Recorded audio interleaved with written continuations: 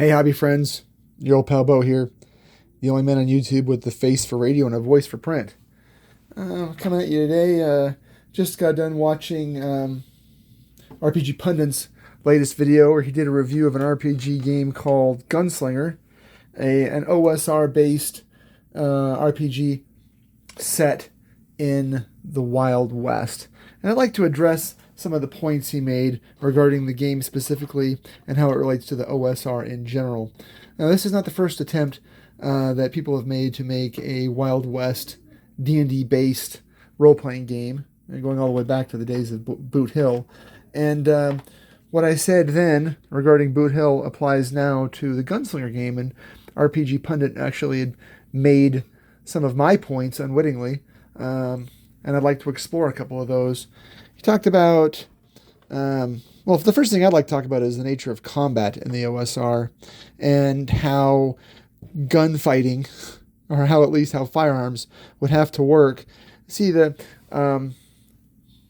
me, the Wild West demands a more simulationist approach because there are different ways to look at the Old West. Are you looking at the real Old West? Are you looking at the 1950s and 1960s versions of the Old West?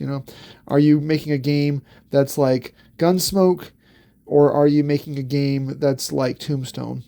And the problem I have, it really kind of applies to both.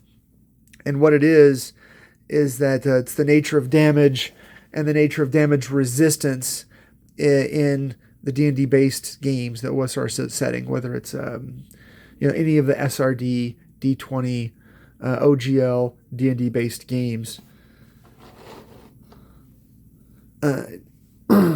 Even an Old West bullet, traveling, say a 30 caliber, 35 caliber, 40 caliber, 45 caliber bullet, lead ball, traveling well under 1,000 feet per second. Even if the damage doesn't kill you right away, you have to deal with things like sepsis and gangrene and blood loss. And then you have to deal with how to do that realistically when, let's say, 5th level fighter, no constitution bonus. Let's say he averages, with the constitution bonus, say he manages 6 or 7 hit points per level, 7 hit points per level times 4 levels, 28 hit points. If you want it to be, Gunsmoke style, where you shoot the bad guy and he falls down right there on the spot, well, then your revolver would have to do 30 or 40 points of damage per squeeze of the trigger, whereas your longsword, which is historically a two-handed weapon with a 36-inch blade, only does what D8 or D10 points of damage per hit. So now you have introduced a level of combat that's even deadlier compared to traditional D&D, and a level of deadliness that I think that kind of breaks down with D&D based games. That's one point. The second point, RPG Pundit actually made for me when he talked about how in this game, in this Wild West game, the level system breaks down, because his example was Wyatt Earp as the gunslinger would not be as should not be as proficient as Doc Holliday, the gambler, right? I think the class in the game was the huckster. So huckster class is a professional gambler, a trickster, a cheater at gambling, maybe, analogous roughly to a thief in Dungeons and Dragons based games. But Wyatt Earp, by his own accounts, was not as good of a pistolero as Doc Holliday was. And you can get into whether, the nuances of that. But at least in terms of game mechanics, that's how it breaks down. And so what Pundit recommended was multi-classing, or dual classing, whatever you could do in your D&D based system, and which is where I think skill based games, a skill based game would do better there, to allow a player to invest their points or their skills, or however way you divide it, into quick draw, accuracy, speed, whatever you would need to do to make Wyatt Earp not as proficient as Doc Holliday. Which brings me to my third point. If you introduced a speed as an attribute versus an initiative system, whoever had the highest speed would shoot first, and in a Wild West situation, the person who's the fastest with the mostest, and that's not just the Wild West, that's any gunfight, right? The person who gets the most fastest hits wins. Without getting into the physiology of handgun wounds and ballistics and all that. I mean, if you want to talk about that, I'm certainly prepared to talk about that, but I don't think it's appropriate for the milieu. That would be something to get into on the old Shadow and Sun prepping for gamers. If you wanted to talk about the survivability of a gunfight, the survivability of a gunshot wound, now versus then, I think the one takeaway that would be germane for this discussion is that in most gunfights, the loser doesn't lose by being shot. The loser loses by being deselected for continuation in the fight. Holy shit, there's bullets coming at me. And then the loser decides to, put an egg in his shoe and beat it, right? He deselects for continuation of the fight versus losing by, exsanguination or by central nervous system interruption, which are really at least as far as I can remember right now, the only three ways to lose a gunfight, right? Exsanguination, deselection, or interruption of the central nervous system. Anyway, so that's just what I'm kind of getting at now. Sort of the OSR-based games don't do well in every genre, and it very much becomes a square peg in a round hole situation.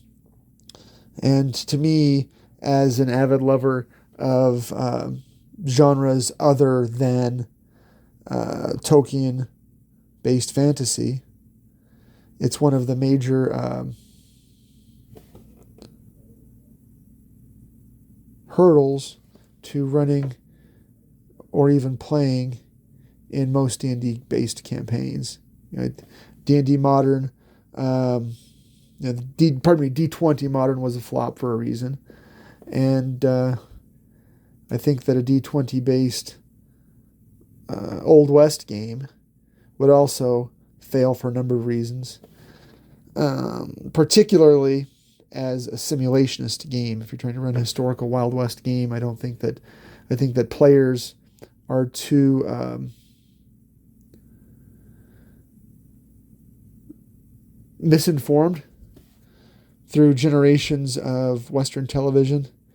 Too many episodes of everything from Roy Rogers and Hopalong Cassidy, all the way to John Ford Westerns. That's not how the Old West was. I mean, if you're playing a post-Civil War game, you wouldn't even have access to the Colt Single Action Army, which really didn't come out until the waning, the very last years of what we call the Wild West era. That I'll be using 36 caliber Navy Colt Navies, and probably either still black powder, whether either metallic cartridge, certainly black powder, but either metallic cartridge conversions or actually percussion loading. So Just something to think about while when you're considering a game system in which to run your setting. Um, I never conflate the two. To me, system and setting are worlds apart. And with a good system, I can run almost any number of settings. But if the system is bad, I can't run any setting at all. So tell me what you think. Would you run a Wild West OSR game, or do you think that it breaks down in terms of combat, class system, and initiative, particularly in something like a quick draw, which was not really a thing in the Old West, but it was typically the first person on the gun that won the fight. But you would win the fight not by being a quick draw artist, but by having your weapon already in your hand when things went down. Think the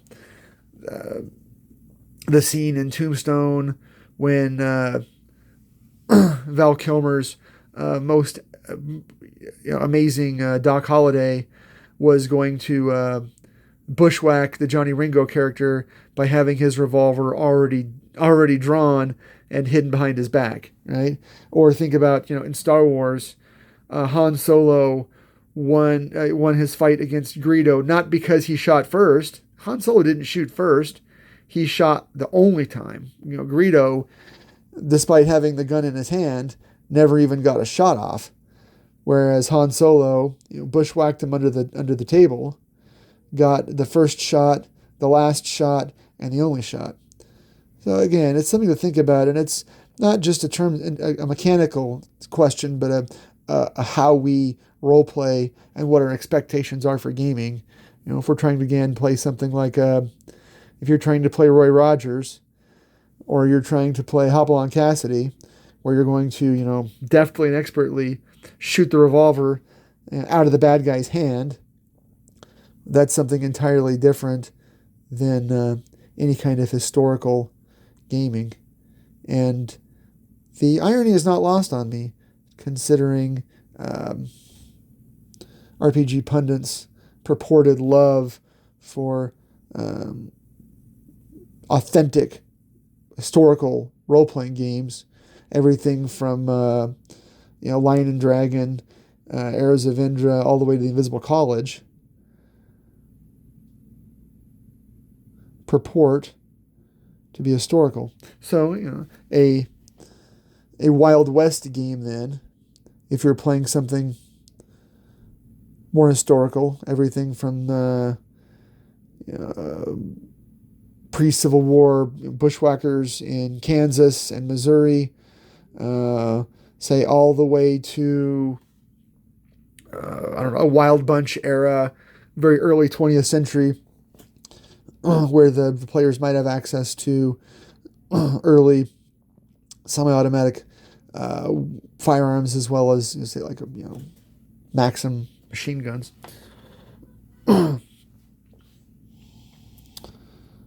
But for my money, if I were playing something, I would probably play just post-Civil War, when there were a glut of Civil War era surplus and weapons that came out just at the end of the Civil War again, like that 1836 Navy revolver, which was the favorite of Wild Bill Hickok.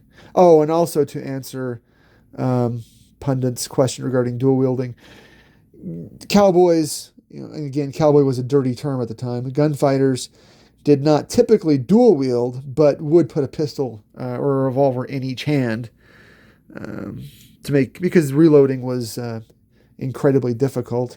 So by having a revolver in each hand, you could empty one and then switch to the other, which is why you'd often see historical photos of the day in which, with drovers, lawmen,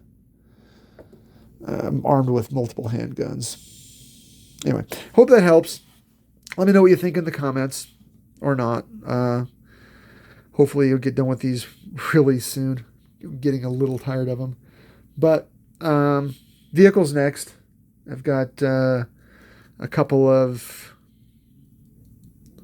Death Guard vehicles, a couple of Blight Haulers, one Fetid Bloat drone, two Rhinos, and a Plague Burst Crawler. And I don't know if I'll get through all of those all at once. Probably the Blight Haulers, the Bloat drone, and then at least one of the Rhinos, just so I can start actually getting an army on the tabletop.